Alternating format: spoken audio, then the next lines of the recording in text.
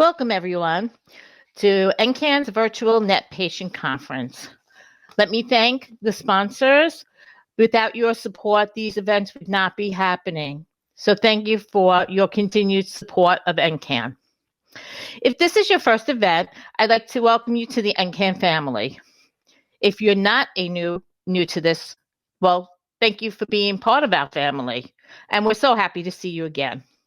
You say, why is she saying welcome to the family?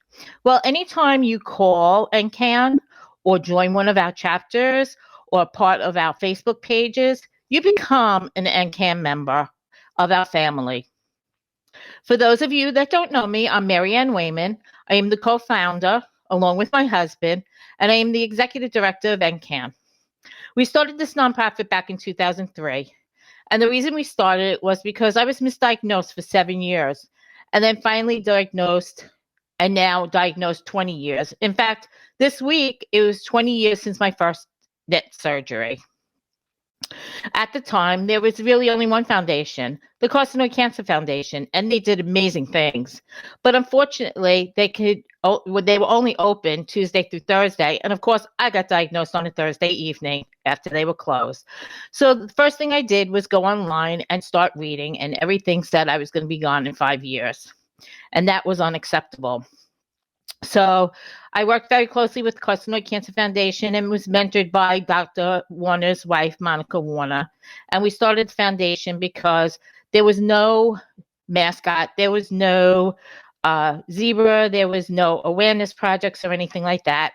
And so we started a movement back in 2003 with the first stuffed zebra. And then we went on from there. We started the Net Cancer Awareness Month. And then Novartis asked us to head up Net Cancer Awareness Day worldwide. And we've done now 81 conferences, educational programs across the country. We've sent out thousands of free information packets and answered thousands of calls on our hotline. Now, I need you each to make a commitment on how to keep this movement going by being your own advocate and advocate for the NET community as a whole. Make sure that you go to your doctor, that you're prepared with questions. Write them down ahead of time. Maybe give them to a nurse and say, listen, I know the doctor is busy and he can't answer all these questions while I'm in the room, but maybe he could answer me and send me an email or give me a call.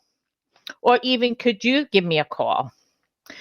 Make sure, as being an own advocate, is that you never leave a doctor's office or after having your scan without having any kind of copies of the disc or of your report, such as your blood results, your scan results, and everything else. These are your records, and you should keep copies of them because you never know if you're going to ever need them. If you're not getting what you need from your doctor or your medical team, it is okay to fire them. Remember, they work for us. Sometimes it takes 10 doctors before you actually get the right doctor and the right fit. If you don't have the right fit with the doctor, that affects your health care. So make sure that you get along with your doctor, that you can feel comfortable enough to ask the right questions and to, be able to have an open communication. Don't forget to tell the doctor everything. It's good to keep a journal about maybe how many times you went to the bathroom or kind of what you've eaten. And this way we can keep records, because a lot of us, when we get into the doctor's office, get this white coat syndrome where we freeze up and we don't know what to say, or we're afraid to disappoint the doctor. So we just say everything is fine.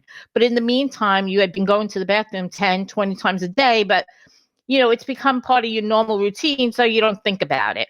So make sure that you have that open communication with your doctors, because if we don't tell them, they do not know. Make sure that you always stay on top of your test. Now, I know with COVID that a lot of us have put off our tests and things like that. But now with the vaccines coming out, we really need to make sure that we stay on top of this. Make sure that we get all our CAT scans, get our blood work taken care of, our gallium scans, our copper 64 scans. All that stuff needs to be done. And please don't forget to take care of other things, such as women, go for your pap smear, mammographies.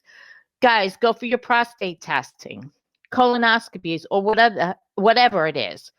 But whether you're a caregiver or a patient, you need to have these taken care of. Caregivers, if you can, try to take time for yourself. If you need help, don't be afraid to ask. Don't be ashamed. It's okay. It's not being selfish. Sometimes you need time away from the patient and just have time for yourself. And that is important because we need you to be healthy in both mind and body. So remember, especially if at the time when the patient is really, really unable to care for themselves, try to get a neighbor or a friend or somebody to come over just for an hour, just to go and take a hot bath, go out to the store. Just going out for a few minutes will make a whole lot of difference. And it also makes the patient too, if you have been trapped in the house, makes them feel better just getting out for a few minutes. I will be in hospitality room later on. So if anybody wants to stop in and chat, be sure to stop in and say hello.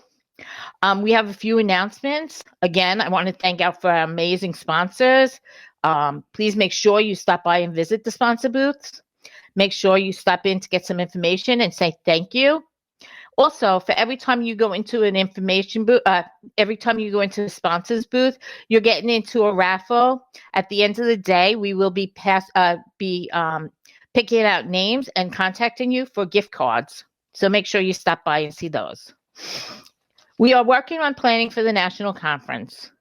So watch out for updates. We're really, really excited. We are going on Monday to start making final plans. We already have quite a few doctors on board, such as Dr. Davenster. Sorry, Dr. Thor, I always screw up your name.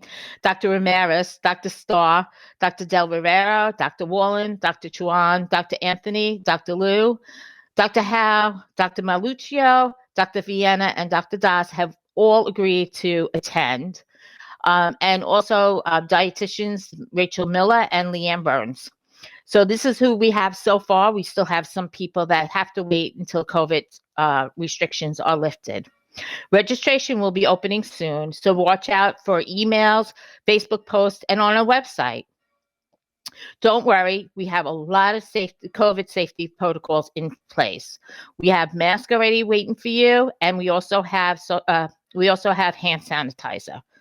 We will be socially distanced, but not disconnected. Now, Bob will join us to kick off the presentations. Again, please make sure you stop by the sponsors booth to say hello.